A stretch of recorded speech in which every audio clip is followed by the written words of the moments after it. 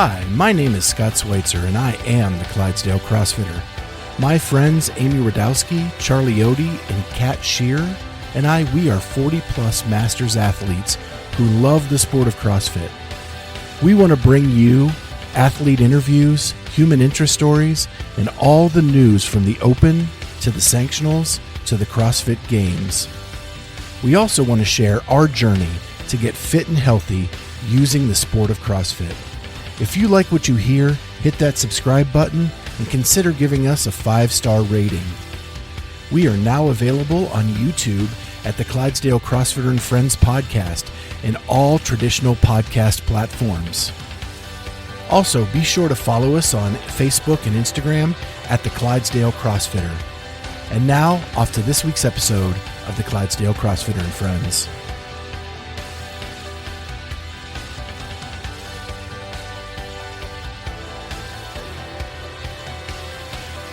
Hi, everyone, and welcome to this episode of the Clydesdale CrossFitter and Friends. My name is Kat Shear, and I'm your guest host. Thank you so much for listening. Today, we are recording the final episode in a trilogy, so to speak, where I, as a listener, take over and interview the co-host of the show. So last, but certainly not least, here we are with Charlie Otey. Charlie, how you doing? Hey, how you doing? I'm good. So we're on Zoom. People cannot see, but you're in your car. I am. Does that have anything to do with the fact that you have 5 children? It slightly does. It would change the interview dynamic a little bit. So you are in the car just to get some peace and quiet. Exactly. It's my place of peace. Cool. So listen, before we get started too, I'm not putting you on the spot, but I heard on a recent episode where you were notably absent, where Amy and Scott were describing some kind of poop situation at your house. And I feel like your listeners owed an explanation. So I'm going to give you the opportunity now to sort of wrap a bow around that whole debacle here. Well, as we previously talked about, I do have 5 children. 2 of them are older and can kind of function for themselves. I have 3 little ones, as some listeners may know, 6, 4, and 2. So the 4-year-old has quite a mind of his own and likes to kind of do whatever he wants to do. And he was upset about something, so he decided to go upstairs for a while and just be by himself. Hopefully, I was hoping he was self-regulating, which apparently turned into, I guess he did calm himself down, but right. That's his own time. Right. So, he comes downstairs without his diaper on, and he says, there's an incident. There's something happened, and there's something on the ceiling. And I said, well, I'm hoping that this is not what I think it is. So I went up there, and sure enough, there it was. Oh man, was he proud of it, or was he sort of concerned? I feel like he was kind of proud of it. Okay. The fact that he kind of showed his arm off a little bit and got a little distance on it, kind of slightly made me proud, but at the same time, I was a little disturbed by it. So. That's awesome. So who does he take after? Does he take after you or your wife? My wife, for sure. Oh, He is definitely her favorite, so she can have him. Love it. Okay. Well, I'm glad you found some time, a quiet place for us to chat.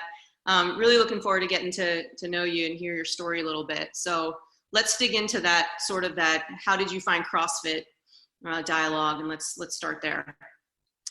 So when we had my wife and I had our 6-year-old, we were living across the street from a couple former members, actually current members of Shred CrossFit, and they had said, you guys look like you're athletic. You kind of do some workouts here and there. Why don't you come over and check out this CrossFit thing? And so, I was, as most people with CrossFit, I was like, I don't know what that is. It sounds weird. It sounds like a cult. My wife decided to give it a try and immediately fell in love with it, fell in love with the people, The owners are her best friends. People there are her best friends. And, it took her about 2 years to get me to decide, maybe I'll go try it and see it out. And then now, and that's just kind of once I got involved, I kind of took past her level. As you know, from Scott and I, we've really dug into this whole thing and are really, really fan out for kind of the little silly things about it. So. I love it. I love it. So what was you said your neighbor noticed that you guys were sort of athletic. Did you have an athletic background growing up? I did. I played college football in Miami, and my wife actually played a lot of basketball coming up. So I played all sports in high school and middle school and all that stuff, and she did as well. And then, kind of, as you do when you're done, you're just kind of like, I don't really want to do anything anymore. You go to the gym, your Globo gym, and kind of go through the motions, and you just kind of get bored with it. And then, so this kind of, CrossFit gives you that competitive vibe to it. Now we're on the master side of things, so it's a little struggle to get against these 20-year-olds, but you got to do what you got to do. Yeah, I bet. How about explain to me the difference between the weight room at Miami and then compared to what you know now about weightlifting? I think more, based on, kind of the functional fitness, as we like to call it. I think you become better rounded in this type of environment, whereas in the weight room, you're kind of, it was more, Mondays was chest and tries, you did squats one day, you did, specific modalities, a lot of the strength components that you get in, an Olympic lifting or powerlifting and anything like that. Working more on explosive things.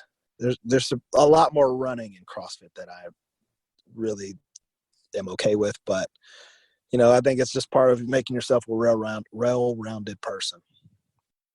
Yeah, I'm sorry that you're okay with the running thing, because I still I hate it. Oh, no. I'm not okay with it at all. For me. Okay, good. Yeah, no, we hate running. The older I get too, the more it just really, really hurts me. So yeah, anything over 200 like meters, I'm like, do I have to? So the 5 kids and your wife. So do you have a blended family then? Yes. Okay. So the 2 older kids. How did your wife? So we actually worked in the same place. We used to live in Charlotte, North Carolina, and actually worked for the same advertising company, and kind of just interacted every day and kind of went from there. Mm-hmm.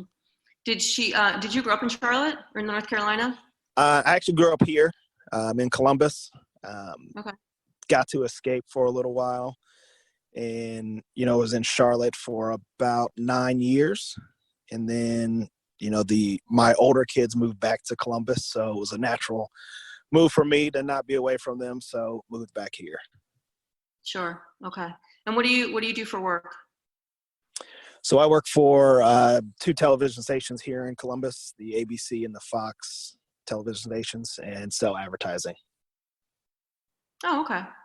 And is your wife still in that line of work as well? She is in the line of work of watching these children. Oh, yeah, I guess I forgot there was 5 of them. Yeah. It's a lot harder of a job than I do. Oh, yeah. I don't doubt it, for sure. Being home with my kids now, and they're 17 and 14, and I still am, sometimes miss the days of corporate America. Right. For sure. Right. Yeah, a little bit of an escape, for sure. Yeah, there's many times I'm sitting in this car going, yep, this quarantine needs to be over. Exactly. Absolutely.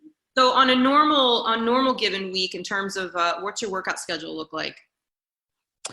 So typically I would go in, do the 6 a.m. class, or Tuesdays and Thursdays, our co-host Amy and I have a 40 plus club that her and I work out together at 7 a.m. And, that one's more for quality than anything else. As we get older, we try to work on not killing ourselves. as we do on the other classes. But yeah, so I like to get it in early, as you know, with the kids at the end of the day, you know, kind of doing things with them. So I like to get it in before work, and it kind of gives me energy during the day. So. Right. Now your wife's name's Lisa, right? Correct. Lisa, does she get her workouts in yet? She's still working out, or is she really hurting for time with the kids? No, she does. The great thing about our gym, we do have a kids area, and they're pretty adept to going in there because it's a great space for them. They get to get some energy out as well. Being there with some of their friends who, you know, we've met through CrossFit and some other kids there. So it's definitely a great place for them, her and them as well. Do any of the kids into CrossFit or other sports? The older kids, I have a 17-year-old son. He plays basketball. He needs to get into CrossFit because he's about 6 foot, maybe 65 pounds. But Wow. yeah. So he's there's not a lot of meat on that bone there. But I think we'll call him the poop thrower. He's probably the one that's built for CrossFit. So I would see him being the one, because he does strict muscle ups on the bed for some apparent reason, and just random things that don't seem right. All right, so minus the pooping, sounds like my hero. Right. So that's pretty cool. I guess maybe we'll put him in with Amy on a kids class here soon once he gets a little older. Right. The way he sits in a squat, and I'm like, I don't like that. I know. I wish we had developed from a younger age for sure. So how old were you when you started? So I would have been probably 38, I guess. Okay. So you're in that 40 to 44 range right now. Yep. When you hit the 45? 3 years. Well, 2.5 years. So I'll be 43 this year. That's real exciting, you know, when you go from that one age group to the other, you get a nice little spike in your open placement thing. I'm 47, so I'm now on the downward. I'm waiting for 50. I can't wait for 50. Well, I always tell myself this is, you know, when I hit that first group, that's when I'm going to go to the games. But then I realize Casper Bauer and, you know, all those guys are still in that group with me. So Spieler, they're not having birthdays soon, right? Right. I hate when that happens. Yeah, I've got a couple, you know, that same thing. I have these delusions of grandeur, thinking like, oh, when I turn 50, like I should be able to, once I get my muscle ups and all that good stuff, I should be able to, you know, go to the games. And I realize that all those ladies that have been beating me for years are still going to be around. I got to kind of hope that I'll just lose interest, you know? Right. They make some new rule, like rookies only this year. You're right. I might have a shot. That's great. So on that note, so I'm super competitive. It sounds like maybe you are too. What kind of, what's your competition landscape look like? Well, you know, before all this, Scott and I decided we were going to do a competition later in the year. So that's still up in the air. And then, you know, I've tried to do at least one local comp a year. So, and then I was, you know, my thought this year was to do 2 or 3, and then obviously everything's kind of up in limbo now, but just tried to get myself in better shape for those. I think that's, you know, the gym's one thing. We have a couple fire breathers in there. Mostly our gym is more middle-agers. So there's you know, I try to make that mistake of trying to keep up with them every now and then, but just, you know, it gets me fired up a little bit. And then I realize that they're recovering faster than I am. So. Right. How about spectator sports in terms of CrossFit? Like, what was your first in-person experience like? Have you gone to regionals, games, or anything like that?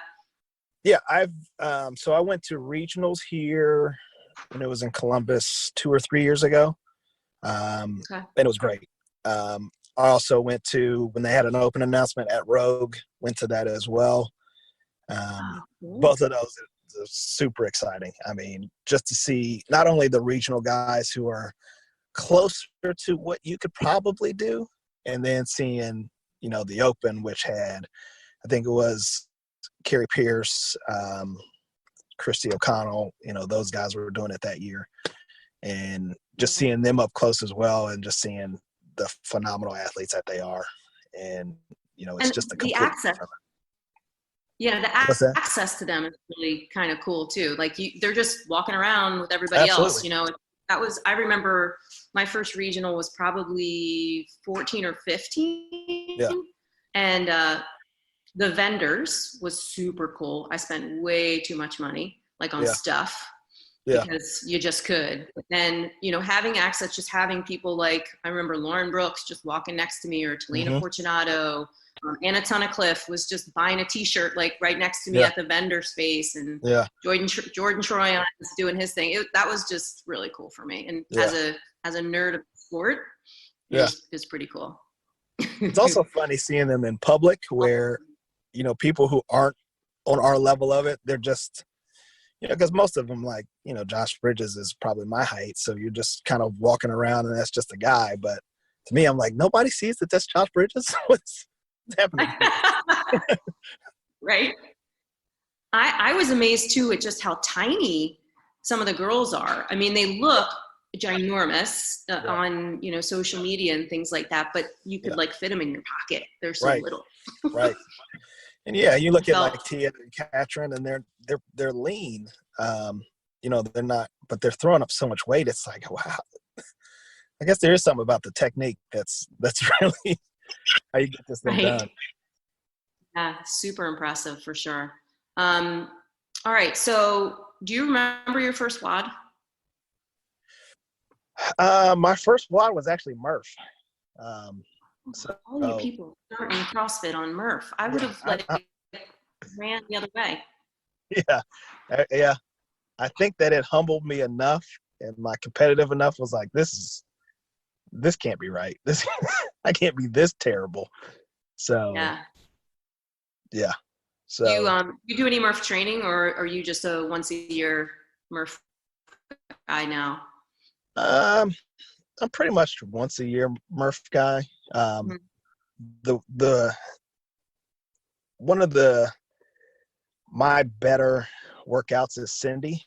So Murph is kind of in my wheel outside of the running portion of it. Murph actually works well for me. If I could have someone else do the running, that'd be perfect. I say that in every running workout. I'm like, who make this partner workout? You run everything else.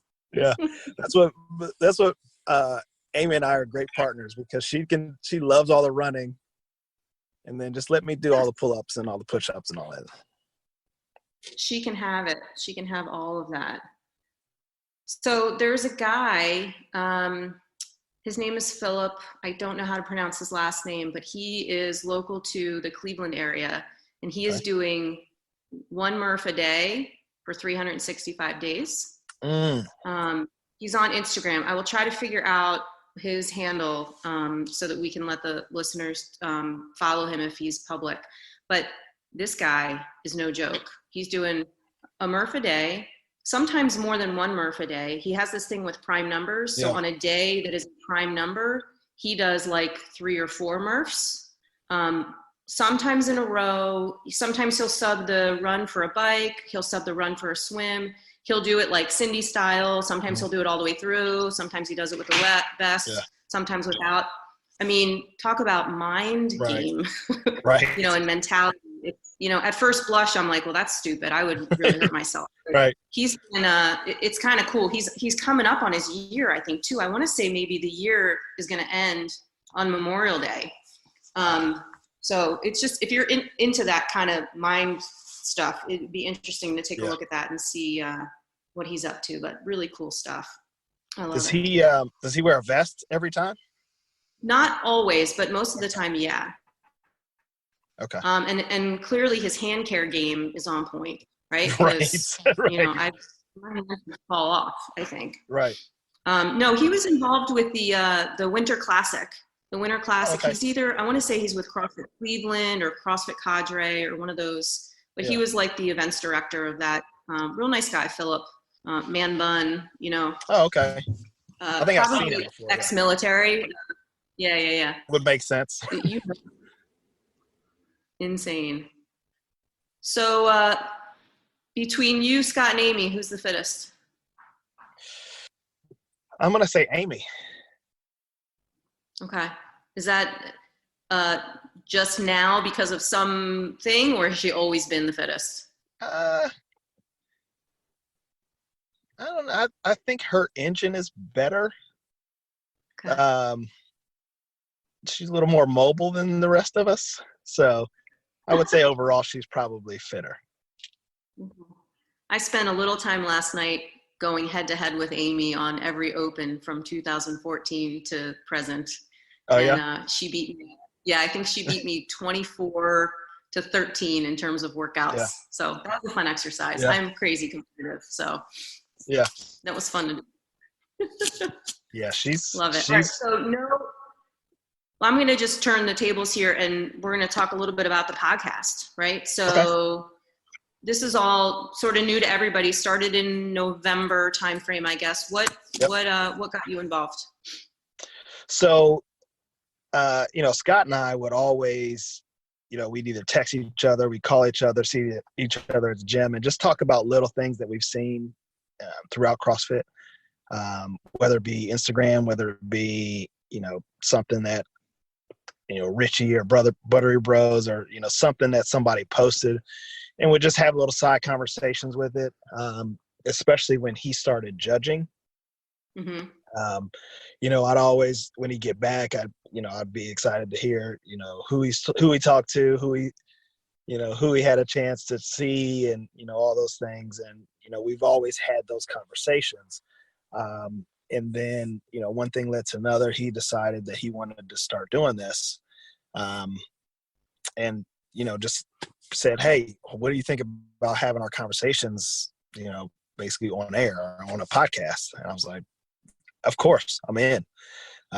So then we kind of, at first it was him and I, and, in the first initial stages of it. And we were like, well, let's bring someone else in. And we immediately thought about Amy because she's on the same side of things of, now she's more into like Con Porter and, those type of guys. But, so we bring that aspect in it as well. So, and then we just, November came, it was like, let's do it. And here we are. Love it. So so we joke with Amy about Con Porter. Who's your Con Porter? Who's your Con Porter, Charlie? Ooh, it seems to change. Yeah, right now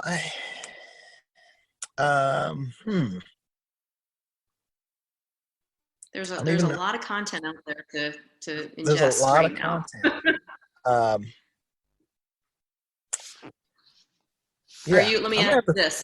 Are you a Vellner or Fikowski? Vellner. Fikowski's too tall. Okay. Vellner. I'm a Maddie Vellner fan myself. My favorite story about Pat Vellner. Okay, Josh Bridges. We'll try to get him on the show then. That would be a fun interview. Absolutely. He's a good dude. Yeah. So I've heard. so I've heard and read somewhere. Right. Funny story about Pat Vellner. We were at the regionals where he tore his bicep. I don't know if you remember that. Yep. He was out to dinner with his family, and we met him, and we were like, oh, there's that cool guy. But we didn't really know his name because he hadn't been that well known up to then, or at least we weren't up on the region that we were at. And the microphone was real garbled during the day, and we thought his name was Matt Vellner.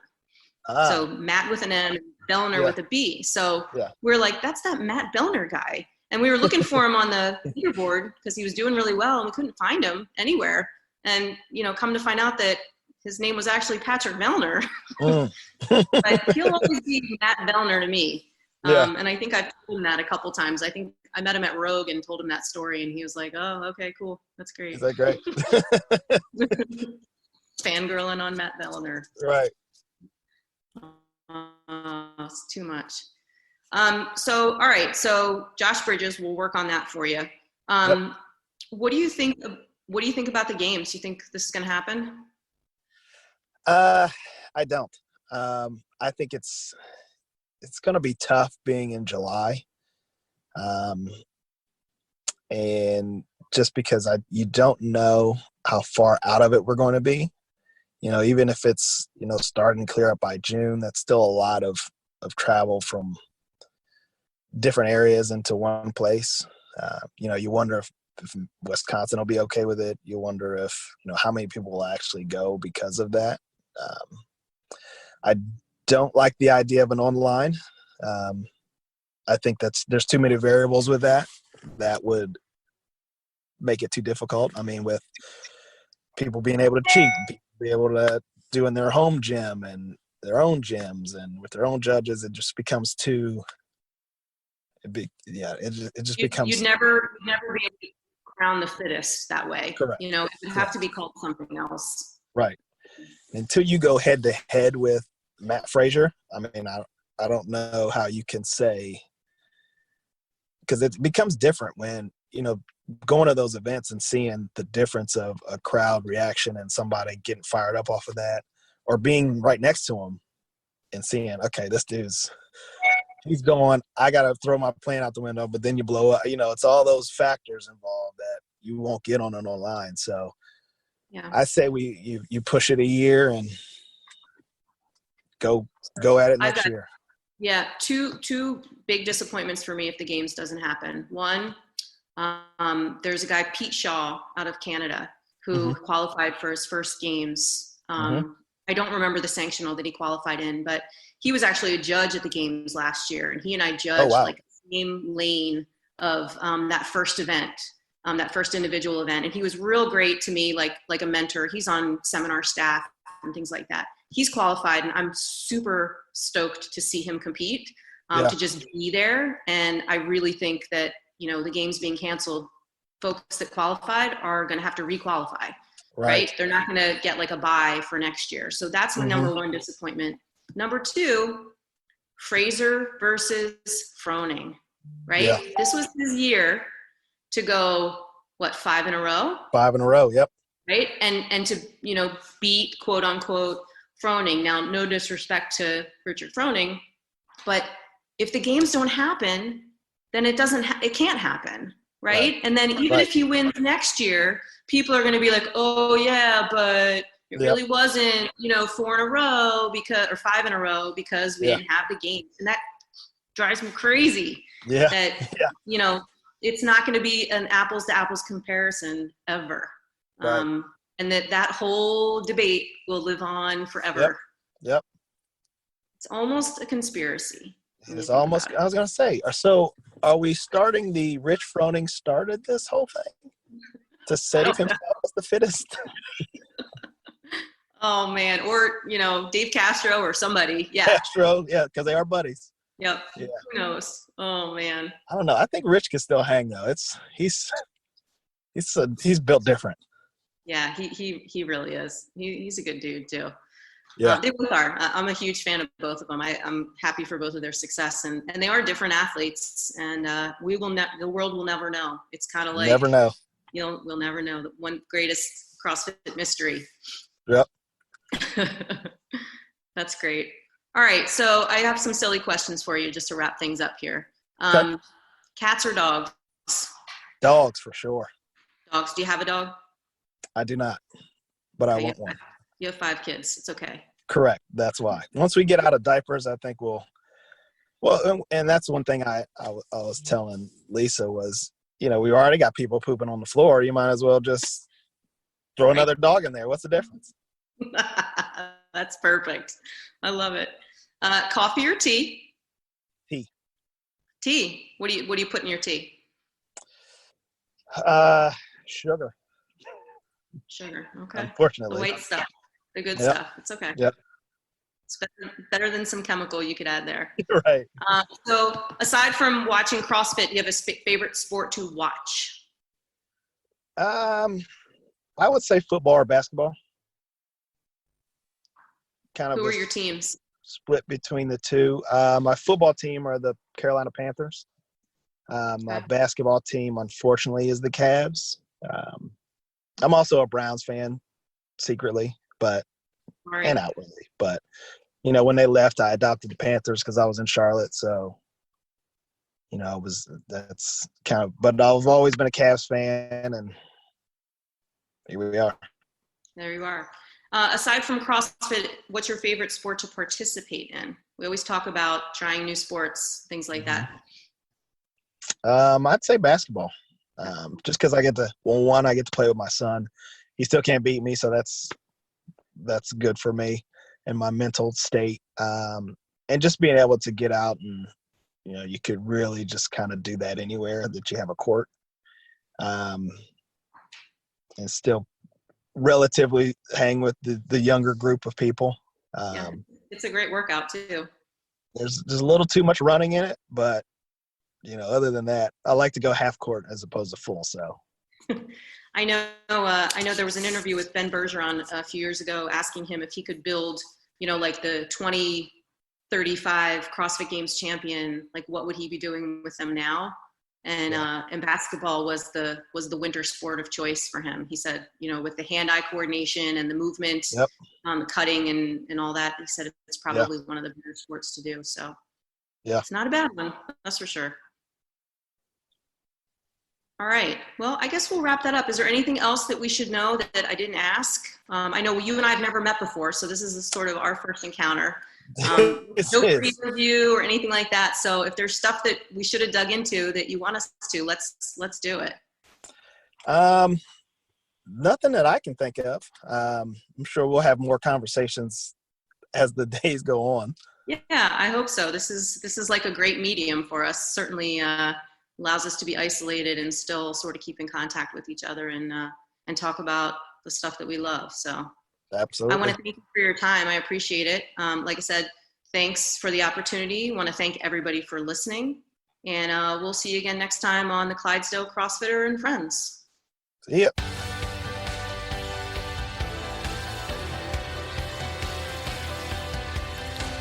Thank you so much for joining us on the Clydesdale CrossFitter and Friends.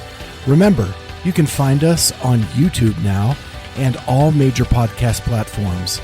That's iTunes, Spotify, iHeartRadio, Google Play, Stitcher, TuneIn. We're available on all those. And please hit that subscribe button on whatever you use and consider giving us a 5-star rating. Thank you so much for joining us, and we'll see you next week on the Clydesdale CrossFitter and Friends.